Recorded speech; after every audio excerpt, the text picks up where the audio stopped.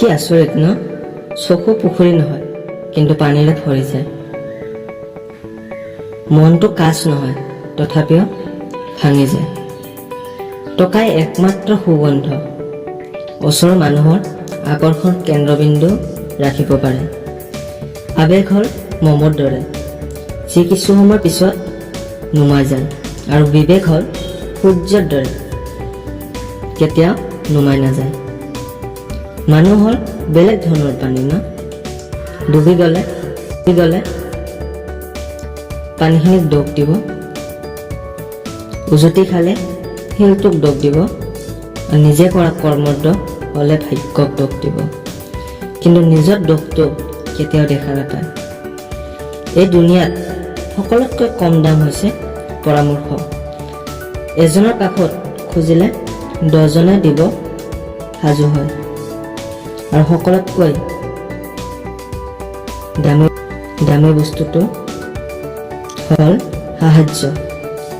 10জনৰ ওচৰত খুজিলে হয়তো এজনে দিব পাৰে।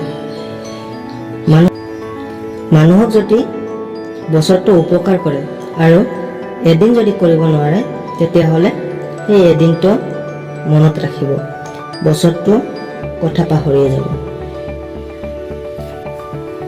সকলো কথাৰ উত্তৰ দিব নালাগে।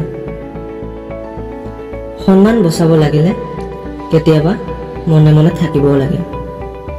সকলো যুদ্ধ আগুৱাই যাব নালাগে, জিতিবলৈ কেতিয়াবা পিছতো থাকিব লাগে।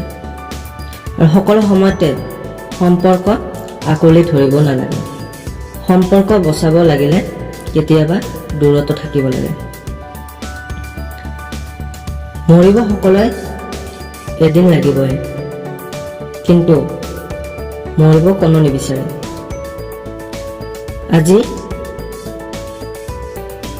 আজিকালি পৰিস্থিতি আৰু বেছি বেয়া। খাব সকলোৱে পাৰে, কিন্তু খেতি কৰিব বহুতে বেয়া পায়। পানী সকলোকে লাগে, কিন্তু পানী বচাব লাগে যে কোনোৱে চেষ্টা নকৰে। গাখীৰ সকলোকে লাগে, কিন্তু গৰু পালন কৰিব বহুতে নোখোজে। ছায়া সকলোকে লাগে, কিন্তু গছ ৰুব বা বচাব কোনোৱে নোখোজে। ঘৰৰ বাবে বোৱাৰী সকলোকে লাগে, কিন্তু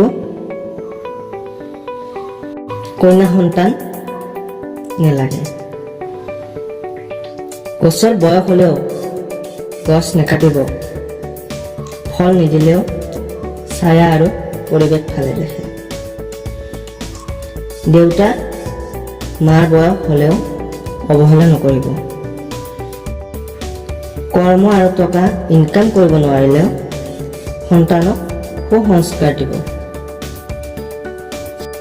যদি কান্দি মানি লয়, সেয়াই হৈছে দেউতা। আজিয়ে কান্দি নিজেও কান্দে, সেয়াই মা।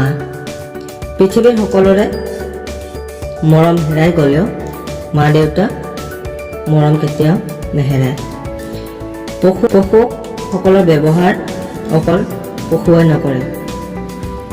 কিছুমান মানুহ থাকে পশুসকলতকৈও বেছি বেয়া ব্যৱহাৰ কৰে।